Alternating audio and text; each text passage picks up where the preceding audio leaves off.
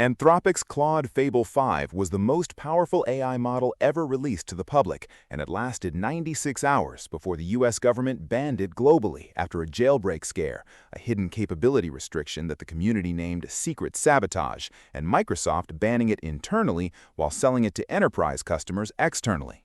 Apple unveiled a completely rebuilt Siri at WWDC, powered in part by Google Gemini, in Tim Cook's final keynote as CEO, shipping across 2.2 billion devices as iOS 27. And SpaceX went public this week, creating over 4,400 millionaires, including Chinese AI engineers at xAI, who built Grok's multimodal capabilities and never touched a rocket. 3 stories from the same week, all of them about who controls AI and who gets to shut it down.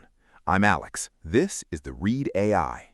On June 9th, Anthropic releases Claude Fable 5, the first public version of its Mythos family. The developer community went into immediate uproar. Ethan Mollick at Wharton wrote that it outperforms all other models he's used by a wide margin. Andre Karpathy, who joined Anthropic just last month, called it a leap forward worthy of a major version upgrade. Evaluation posts flooded every platform. The consensus: this was the most powerful AI model ever made available to the general public. Alongside Fable 5, Anthropic released Claude Mythos 5, the same underlying model with security filtering removed for network security applications, available only to vetted defenders and critical infrastructure operators. Anthropic described it as the world's most powerful network security AI. The naming carries its own logic. Mythos, reserved for elites. Fable, the story the public gets to hear. Nobody expected the story to be this short. Day 2, a 319-page security specification revealed something Anthropic hadn't publicly disclosed. Fable 5 was quietly reducing the quality of its answers when it detected requests related to cutting-edge AI development, infrastructure set up for training large models, anything that touched the frontier. The model would still respond, but it would silently deliver a degraded answer without telling the user it was doing so. For every other restriction Fable 5 had, network security queries, biological questions, it visibly redirected users to a less capable model with an explanation. This one was hidden. The AI community named it within hours: Secret Sabotage. Dean Ball, a former White House Office of Science and Technology policy advisor, wrote that this policy greatly enhances the persuasiveness of the argument that AI safety has always been an excuse for laboratory monopolies. Jeremy Howard pointed out the direct asymmetry. Anthropic reserved full capabilities for its own internal researchers while quietly limiting what external researchers could access. If you were at Anthropic, you got the full model. If you were outside, you got a discounted version that didn't tell you it was discounted. Anthropic responded faster than almost any large tech company has in a comparable situation. A spokesperson told Fortune the company made the wrong trade-off and was deeply sorry. The hidden restriction was removed overnight. Admitting the mistake publicly, apologizing and rolling it back, that's rare, but the trust damage on the enterprise side had already started. Day 3, Microsoft imposed an internal ban on Fable 5. The surreal dimension: Microsoft was simultaneously selling Fable 5 to enterprise customers through GitHub Copilot and Microsoft Foundry, selling it externally, banning it internally. Same product, same week. The conflict was technical and legal. Anthropic requires that prompts and outputs from the Mythos series be retained for at least 30 days for security monitoring. That directly conflicts with the zero data retention agreement Microsoft had previously signed with Anthropic. Content flagged by Anthropic's security system can be retained for up to 2 years for investigation or law enforcement purposes. For a company telling enterprise customers their data is protected, this is a real liability. The security community also flagged a separate problem.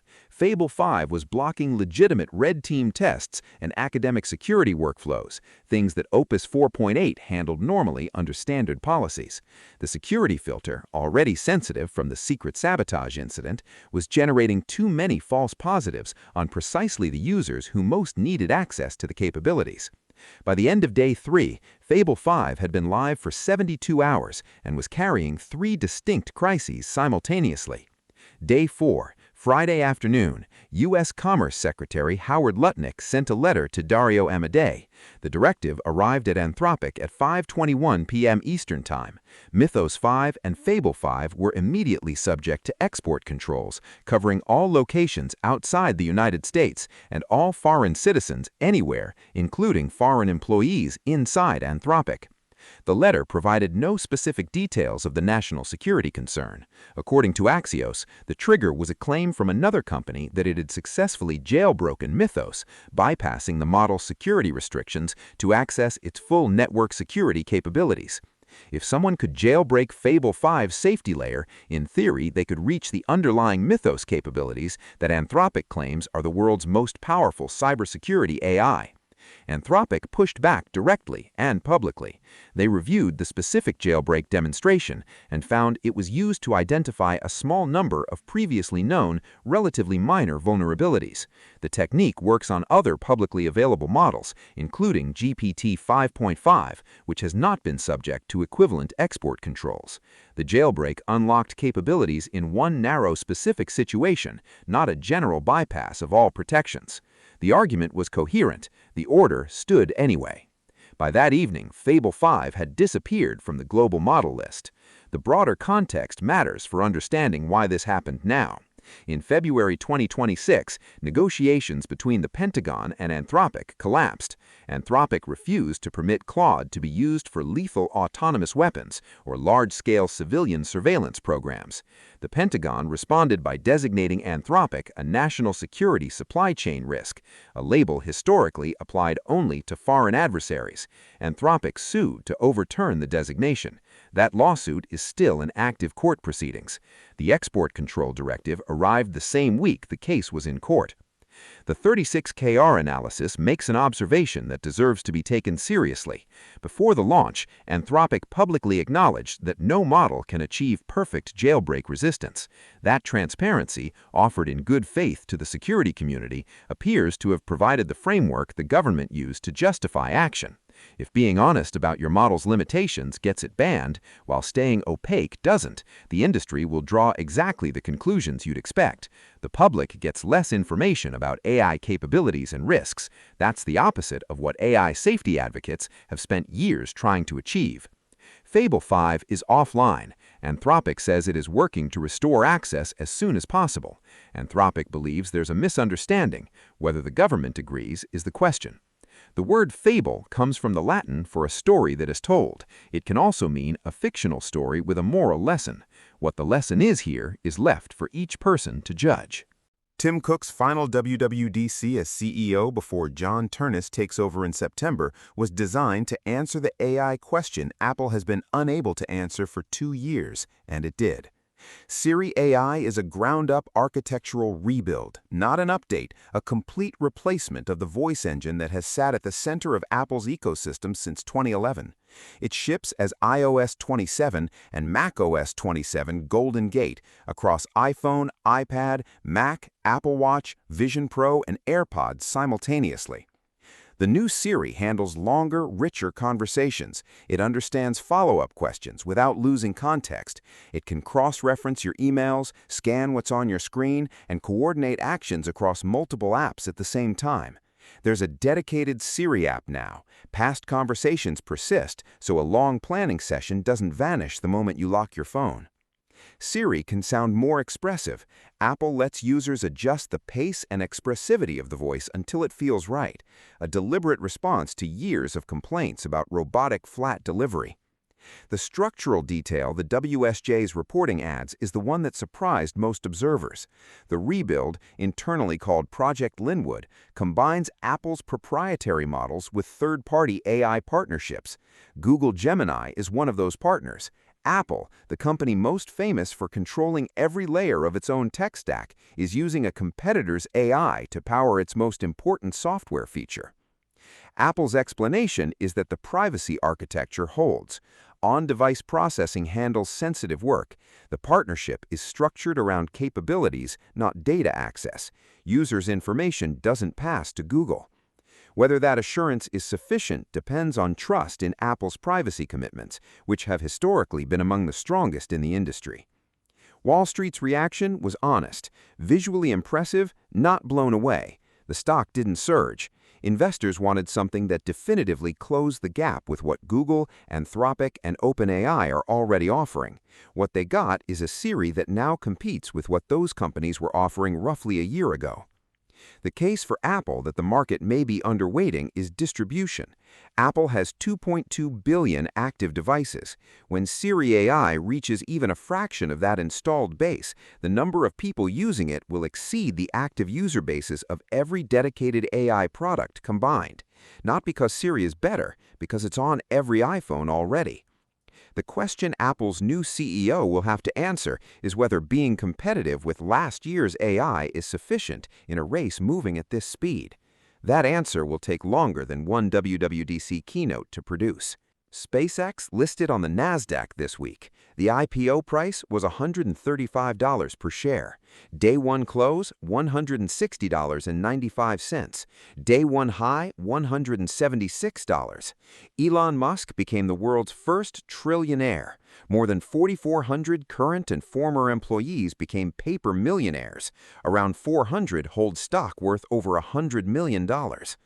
The 36KR profile of who's inside that wealth reveals the part most financial coverage missed. When xAI was integrated into SpaceX, the AI model engineers at xAI became part of the SpaceX capital structure. The integration added AI models, engineering automation, and multimodal capabilities to SpaceX's investor story, alongside Falcon rockets, Starlink, and the Starship program. Engineers who never designed a rocket, never worked a launch, never thought about orbital mechanics were holding SpaceX equity. Among those who stayed through xAI's significant restructuring when all of the original co-founders except Musk departed by March are several Chinese AI researchers now holding public market stock for the first time. Rongheng Hu did his PhD at UC Berkeley on vision and language reasoning and was a core contributor to Meta's Segment Anything model series before joining xAI to work on multimodal capabilities. Long Zhao built Video Prism at Google DeepMind, a visual encoder that topped 31 of 32 video understanding benchmarks at the time of release, then moved to xAI and became a core contributor to Grok Imagine. Zhe Lu, Jay Huang, Bill Yuchen Lin, Zoran Shen, and Yingru Li work across visual architectures, reasoning, post-training, and coding capabilities. They didn't build rockets, they built the AI layer that Musk added to SpaceX's story to justify a $1.75 trillion valuation. The wealth story has its own folklore. Early SpaceX employees who didn't believe the company would go public traded their stock for gift cards at a Chili's restaurant when they left. Trevor Heist joined as an intern in 2011, stayed 12 years and held over 100,000 shares, worth at least $13.5 million at IPO price. Juan Renandez was a welder, earning $28 an hour. His 6,500 shares were worth $877,500 at the opening price. The AI engineers who stayed through xAI's restructuring are in the same story now. They caught the same wealth rocket at a different seat. 3 stories from the same week, one thread connecting all of them. Who controls AI and on whose terms? Anthropic built the most powerful public AI model in history. It lasted 4 days before the US government banned it.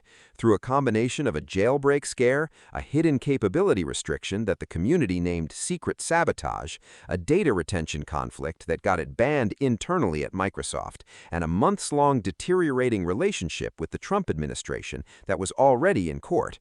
Anthropic is working to restore access. The relationship with Washington remains unresolved. Apple rebuilt Siri with Google's help and shipped it across 2.2 billion devices. The market wasn't blown away. The distribution might not need to be. And SpaceX went public, making millionaires out of engineers who built AI models and welders who built rockets with equal generosity, because Musk structured the company to distribute equity widely from the first day, and enough people believed in the long game to hold on.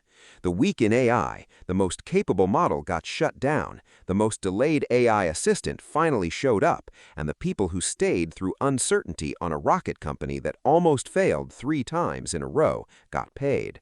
Subscribe to the Read AI, 4 times a week, no hype, just the stories that actually matter.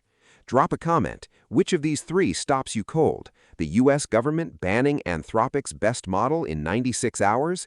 Apple finally making Siri competitive with Google's brain inside? Or AI engineers becoming millionaires through a rocket IPO they didn't build? I want to know. Share this with someone who thinks AI's defining moments are still ahead. I'm Alex. I'll catch you in the next one.